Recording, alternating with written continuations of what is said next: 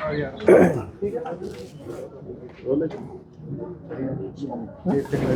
निकल बताइए। ओहो, स्वास्थ्य कैसा है आपका? बढ़िया। स्वास्थ्य की बात ही करेंगे। सर, आज विधानसभा में महत्वपूर्ण मामला उठा है राइट टू हेल्थ का, और काफी हंगामा भी हुआ, और ये स्पष्टीकरण नहीं जा रहा अभी तक कि इसको लागू करेंगे कि नहीं करेंगे क्या? ये भैया देखिए, जब से सरकार आई है तब से इनकी प्रायोरिटी के अंदर स्वास्थ्य है ही नहीं। ये चिरंजीवी योजना को भी नहीं समझ पा रहे थे, फ्री मेडिसिन को नहीं समझ पा रहे थे। आज स्वास्थ्य की चिंता हर घर में होती है और हर गांव तक होती है। ये समझ के परे कि फ्री मेडिसिन, फ्री जांचें और फ्री इलाज, फ्री ऑपरेशंस, ये हिंदुस्तान में 25 लाख का बीमा किसी राज्य में नहीं है और सारी दुनिया में भी नहीं हो कि जो फ्री इलाज, कैशलेस इलाज हो, कैशलेस। और ये स्कीम पॉपुलर पूरे देश में हुई है, सब राज्यों में हुई है। किसी के रूप में अपना है। अभी 10 लाख का बीमा कर दिया पंजाब में। तो कहने का मतलब ये कि ये समझ क्यों नहीं पा रहे, राइट टू हेल्थ ये ऐसा अधिकार दिया गया हम लोगों ने आम जनता को। कहा कोई रिक्वेस्ट करने की जरूरत तो नहीं है, आपका अधिकार मिल जाएगा आपको कि स्वास्थ्य की चिंता सरकार को है।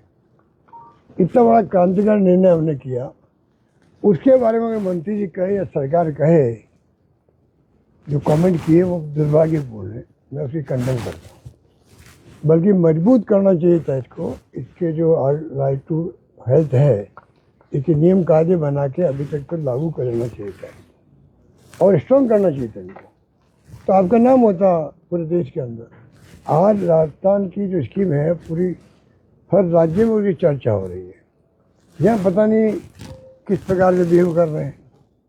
और मैं जब से देख रहा हूँ 2 साल हमें हो गए जब सरकार की आई, तब से जो मिलने आता है उनमें 2-4 लोग तो किससे बताते हैं, कहते हमारा हार्ट का ऑपरेशन हुआ, कैसे घुटने चेंज हुए, क्या टीबी का इलाज हुआ, कैसे कैंसर का इलाज हो गया। फ्री के अंदर 80,000 रुपये के इंजेक्शन होते हैं फ्री, अंदर फ्री मिल रहे हैं, पूरे ऑपरेशन फ्री हो रहे हैं।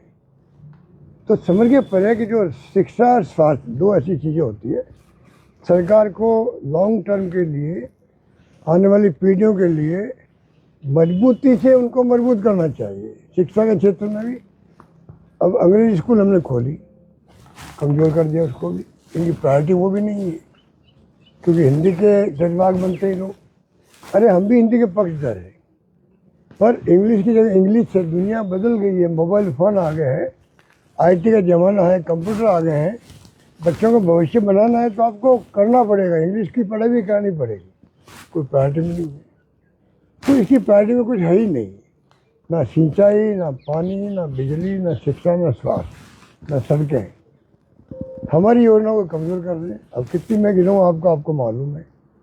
अन्नपूर्णा किट योजना थी, अगर फ़ोटो लगी हुई थी मुख्यमंत्री के रूप में मेरी, हटा देते आप, भजनलाल की फ़ोटो लग जाती। स्कीम को बंद क्यों किया, मैं पूछना चाहता हूँ। हर क्षेत्र में, हर शहर में, गाँव के अंदर इंदिरा रसोई थी। कितने लोग खाना खाते थे, मजदूर थे या हॉस्टल में वाले विद्यार्थी थे, आम नागरिक थे, गरीब लोग थे। कमज़ोर कर दिया, ठप पड़ा है स्कीम को।